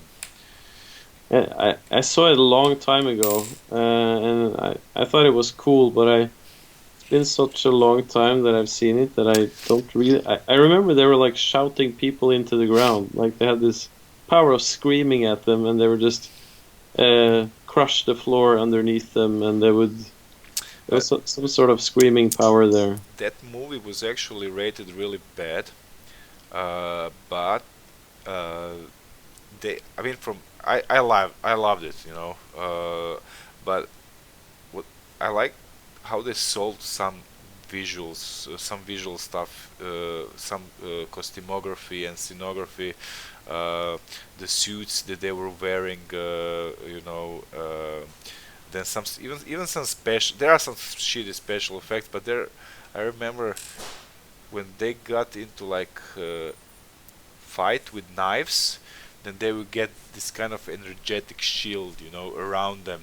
And I really liked how they did it back then, the idea of this kind of, it looks like some kind of low poly geometry thing, transparent, that gets built around them. So I Hmm. really, I kind of, I like, examining such, details in movies, especially Yeah, old ones which are like full of bad effects as well, yeah. So It's fun okay, to see like old matte paintings and stuff. You know how so they. so sorry, but I've noticed you did some folds here on his legs, so you were just using like a lasso brush, going Yeah, like left and for right. for drapery, it's Hmm. great to do this small sort of wrinkly stuff, Hmm. and then you can paint. The selection is there, so I can paint within that selection. Just I didn't notice that you use smudge brush almost at all. no, I don't use it that much, Hmm. to be honest. The smudge in Procreate is very powerful, though. It's Hmm. if I just merge this guy together here, so you can have, you can smudge him out or with a different brush. I don't use it that much, but I use it sometimes. It's nice to get instead of doing just if you want stuff to be out of focus. It's if you want a bit more organic type Hmm. than just pushing. Well, let's take the background out of Hmm. focus. I So like you can. using I like using smudge if I use some kind of paint brushes which are like with a heavy texture on, Yeah, and because then it's not so obvious, it works well, especially if you're painting with that kind of brush as well, yeah, but exactly. I don't like it to use it with the regular like round brush or some of those default, brushes that really give this uh, uh, typical like kind of blur effect. Well, one thing I really like with it, let's say that he's gonna have like smoke coming out of his eyes. Hmm. I might draw that with just like the round brush a little like Hmm. this. Just to suggest that's something like more like. Yeah, just to have something there, and then I will use the round brush as a smudge because I can press hard and then loose and then But. kind of like shepherd it, Hmm. back and forth a bit. Hmm. So I think that you did something very similar when we start streaming, when you started doing some kind of a sun with clouds exact, or something. yeah, It yeah, looked really, really, really impressive with just few strokes. exactly. So yeah, so in this way, it's nice to take it So easy. he's like smoking cigarettes from inside. Yeah. This is the last smoker right here. Nikolai, thanks a lot. Now I'm even more impressed by your skills, and I'm really happy that you'll join us at the event. So for those who don't know, the IFCC event that will happen in Split, Croatia from 24th to 29th of June, will Mm. be really cool event. 25 or so instructors and demo artists will teach you, and Nikolai will be one of them. So for 6 Yes. days, we'll be just doing art and having fun and swim and so on. Swimming is separate from the event, so you can go wherever you want to go to swim. You can go. There's so many amazing islands around there and other places to go. So you Google for Dalmatia, Split, Dalmatia, Croatia. It's everything there is very near. So uh, go googling about it. This Google it, Yeah, yes, and meet us there because we're gonna have such a good time. we're gonna like have the best time ever. Like Yes, our I second youth. yes. Okay, so where does this red sign go on his sleeve somewhere maybe, I was wondering about like let me see here. or he's just wearing it, like a heavy burden, like big metal sign. Yeah, because have you tried if I just And draw then a tap. circle, you get this. No, their solutions are so smart. Yeah, I mean, it took me a while to even get an iPad, yeah, and then also I didn't fully understand the advantages of this tapping and all that stuff, yeah. but this software, they really made it like a second nature to me, like to use. And I'm just amazed. Like every day, I'm amazed by finding out the new ways uh, of how they implemented the usage of like tools to paint. Like I really enjoy painting. Yeah. It's the best thing ever for 2D artists, I think. It's such a it's such a simple interface, yet so powerful if you want it to be. Yeah, It has this. It's something for the professionals, but also for the beginners.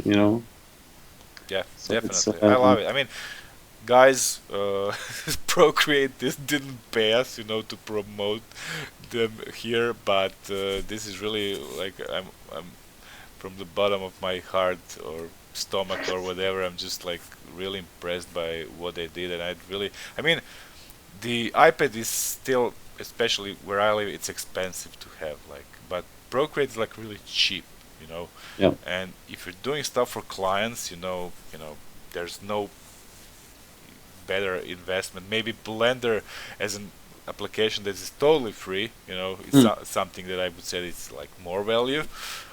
yeah. But for Yeah, 2D you artists, have to pay about $10 to yeah, get yeah, Procreate, and all the updates are free, of course. So yeah, it is about having a beer, like in Norway, that a beer is about $12. So yeah, it's definitely. expensive.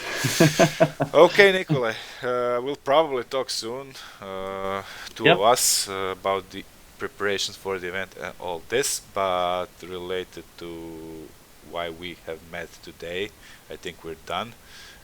Yep. And I would like to say hello and goodbye to you and to all of you guys who are listening. So Yeah.